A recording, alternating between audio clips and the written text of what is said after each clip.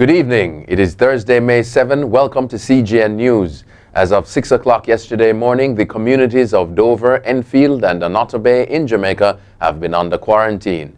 The lockdown will expire at 6 a.m. on Thursday, May 21, 2020. A total of 13 persons have tested positive for COVID-19 in the parish, and the Health Ministry said its investigations show that they had moved about a lot, which increases the risk of exposure to other persons in the community.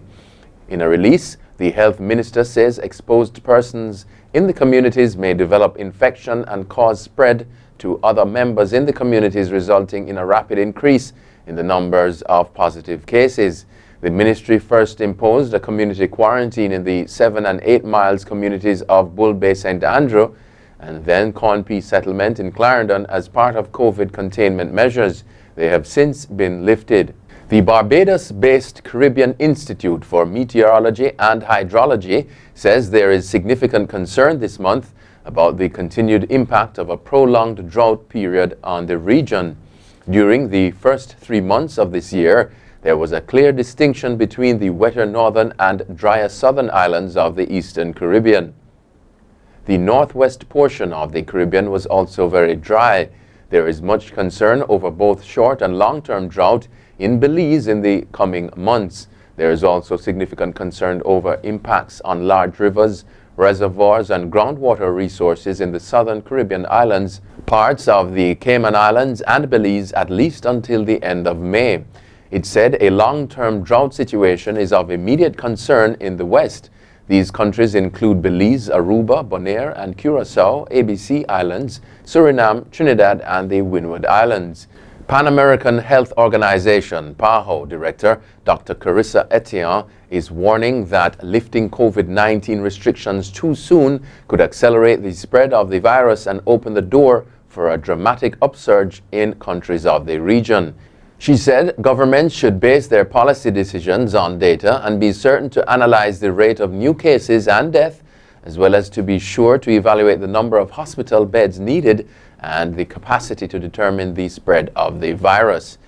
A cautious transition plan be put in place for countries in the Americas that are contemplating relaxing COVID-19 restrictions to boost their battered economies. Countries across the region have either indicated a willingness to reopen their economies or have slowly begun to crack open their countries. Guyana has entered its second day of voter recount. 25 ballot boxes out of 2,339 were counted on day one of the long-awaited recount of votes from the March 2 general and regional elections. After a late start on Wednesday, various hiccups and getting used to the procedures, today will give a clearer picture of whether the projection of 25 days for completion will have to be drastically revised. Dozens of government officials, workers, party agents and observers throng the Arthur Chung Convention Center for the process that is seen as vital to ending a 2-month-old electoral crisis. International news now. Uber is cutting 3,700 full-time workers and its CEO will give up his base salary with the nation largely still in lockdown. The San Francisco company said Wednesday that the layoffs and related costs like severance will reach $20 million. Uber Technologies Inc. had already imposed a hiring freeze and has offered up to 14 days of financial assistance to drivers and delivery workers who are diagnosed with COVID-19 or placed in quarantine. The company, which is scheduled to report quarterly financial results Thursday, said it is evaluating other cost cuts. A fatal chemical leak in the state of Andhra Pradesh left hundreds of people fleeing the noxious gas early Thursday morning. At least 11 people have been confirmed dead and hundreds more have been hospitalized after the incident at an LG Polymers plant, which lies near a village of at least 3,000 people on the outskirts of the city of Visakhapatnam. Most of the dead were driving or standing on terraces outside their homes when they lost consciousness and fell where they stood, while others slipped into unconsciousness while in their sleep. 3 of those who died were children. Black people in the UK are 4 times more likely to die from COVID-19 than white people, and a number of other ethnic groups are also at an increased risk, according to a new data report released Thursday.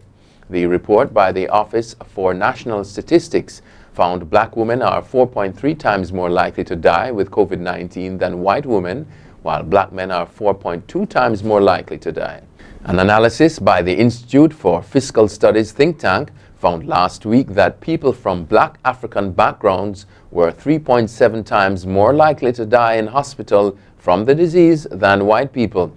These findings also chime with similar reports in the United States, where African Americans have died from COVID-19 at a disproportionately high rate. In Chicago, 72% of people who died were black, despite African Americans only making up 30% of the city's population. In Louisiana, African Americans make up 32% of the population, but accounted for around 70% of deaths.